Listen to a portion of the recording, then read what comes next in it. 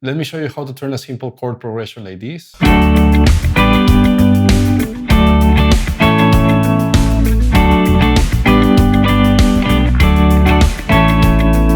into seventh chords just by using simple triads.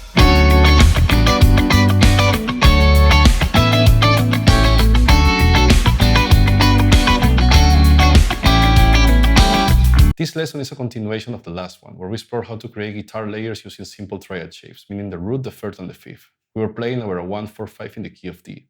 Now let's take it a step further by turning those triads into seventh chords. All you need is a basic understanding of diatonic harmony. In order to understand this concept, first you need to know how to harmonize a major scale. Now we have three types of basic chords inside the major scale: major, minor, and diminished. If you understand basic diatonic harmony, you know that the 1 chord is always major, the 2 and the 3 are minor, 4 and 5 major, 6 minor, and 7 diminished. If we're in the key of D, that means that D major is going to be the 1 chord, E minor is going to be the 2 chord, F sharp minor is going to be the 3 chord, G major is going to be the 4 chord, A major is going to be the 5 chord, B minor is going to be the 6 chord, and C sharp diminished is going to be the 7 chord. So now here's the concept. We're going to create seventh chords by stacking triads, specifically by skipping a chord inside the D major scale. Now let's go to the guitar to understand this concept.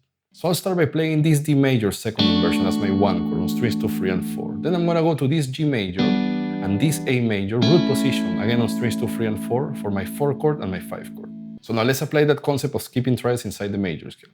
I'm going to play D major, I'm going to skip the 2 chord, that is E minor, and I'm going to go to the 3 chord, that is F sharp minor.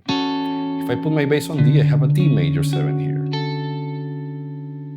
Let's use this major 7 chord for better reference. In this case, D major 7, right? If I take a look at strings 2, 3, and 4, I have a D major root position triad.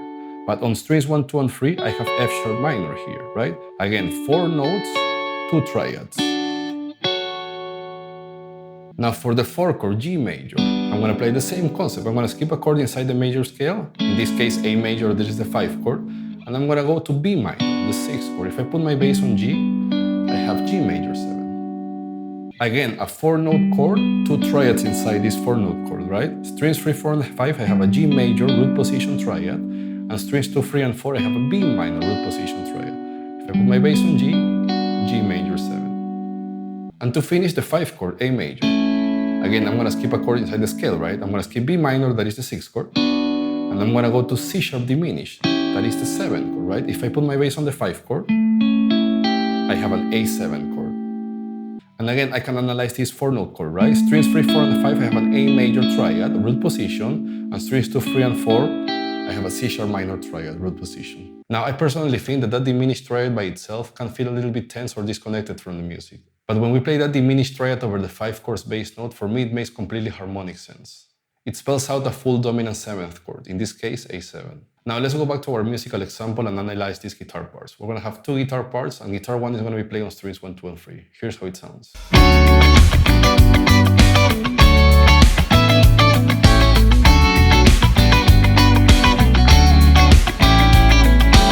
So my first chord again is D major, right? And I'm going to play this F sharp minor root position, right? Again over D, D major 7.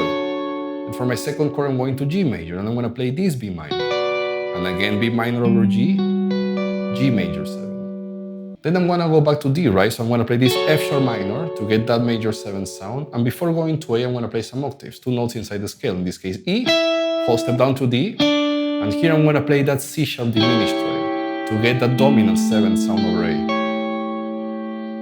So far I have this.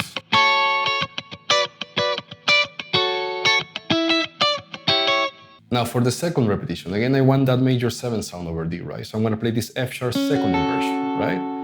Then for G, I'm going to play this B minor, first inversion, over G, again G major 7. And back on D, so I'm going to play F sharp minor, but I'm going to play 2 triads here to have a little bit more movement. I'm going to go from F sharp, second inversion, to F sharp minor, first inversion. And then for the A chord, I'm going to finish on this C sharp diminished over A, A7.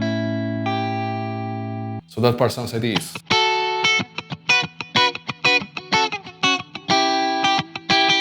Now for guitar 2, I'm going to be playing a different set of strings. In this case, strings 2, 3, and 4. Here's how it sounds.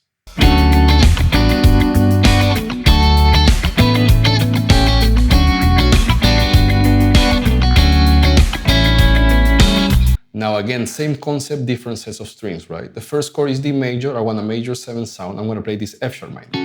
second inversion over D, D major 7, right? For G major, I want the B minor triad, because B minor with the bass on G is G major 7.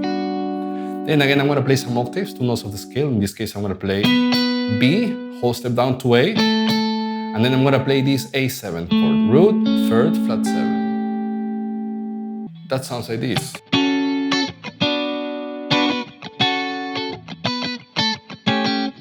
Now for the second repetition, again, same concept, right? D major, I want that major 7 sound. I'm gonna play this F sharp, first inversion, right? Over D, I have the classic D major 7 chord. Then for G major 7, B minor, over G, G major 7, back to F sharp minor first inversion, over D, D major 7, and for A, I'm gonna finish on D C sharp diminished first inversion triad, right? Over A, A7. So I have this.